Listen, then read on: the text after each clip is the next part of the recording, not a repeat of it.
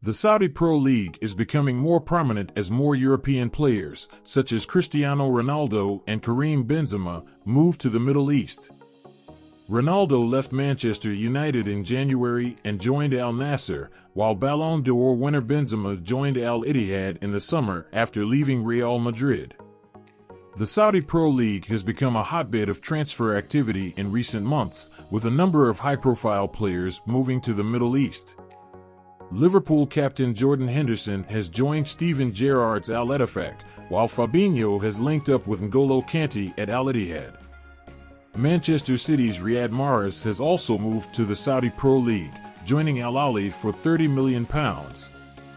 And Al Nassr have signed Alex Telles from Manchester United. The biggest transfer of the summer was with Al Hilal reportedly agreeing a deal to sign Neymar from PSG for £77.6 million, plus add-ons. Saudi Arabia is actively pursuing economic diversification beyond its oil-based revenue stream to secure its financial future. To achieve this goal, the country is turning to its Sovereign Wealth Investment Fund, known as the PIF. One specific area of focus for economic expansion is the sports industry, including the development of their football league. Saudi Arabia aims to establish a robust leisure and entertainment sector, capitalizing on the significant interest in football within its population, particularly the fact that 70% of its citizens are under the age of 40. This strategic move reflects the nation's recognition that its dependency on oil sales is not a sustainable long-term strategy, and they are actively seeking alternative avenues for economic growth.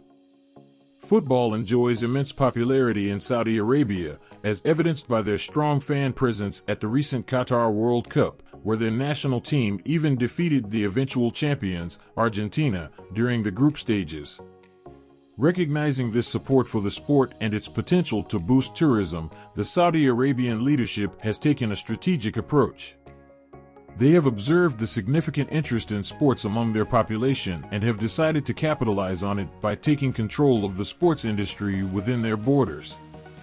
Rather than allowing external entities to profit from their people's enthusiasm for sports, Saudi Arabia aims to develop its own sports infrastructure and raise its profile on the international stage. This approach is driven by the desire to keep the economic benefits generated by this interest within the country's borders, ultimately strengthening its economy and global presence. The Pro League has traditionally served as a destination for players seeking a lucrative last chapter in their careers, often seen as a symbolic nod to a country with aspirations of a greater role in the football world. However, what we are seeing now represents a government-backed strategy to accelerate the development of Saudi football's reputation.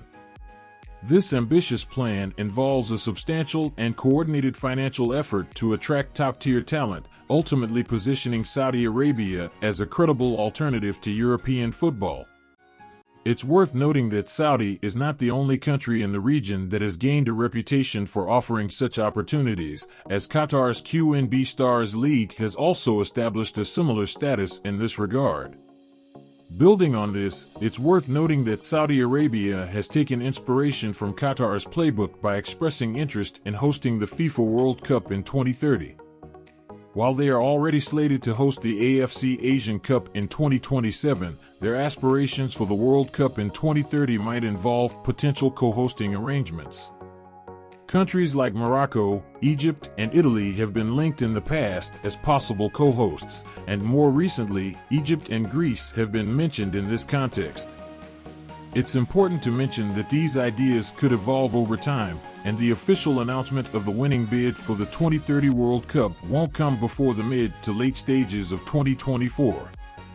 Until then, the 2026 World Cup will be jointly hosted by Canada, Mexico, and the United States. The influx of top players is a sign of the growing financial power of the Saudi Pro League. The league is willing to spend big money to attract the best talent. This is good news for the fans of the Saudi Pro League, who will now be able to watch some of the world's best players compete in their own backyard. However, the influx of foreign players has also been met with criticism from some quarters. Some people argue that it is unfair to the local players, who are being denied the opportunity to play alongside and learn from some of the best players in the world. Others argue that it is a form of sports washing, which is the practice of using sports to improve the reputation of a country or organization. Only time will tell whether the Saudi Pro League will be able to sustain its current level of investment. However, the recent transfer activity is a sign that the league is serious about becoming a major player in world football. As Saudi Arabia continues to make headlines in the football world, we'll be here to keep you updated on the latest developments. If you found this video informative, please give it a thumbs up and share it with your fellow football enthusiasts.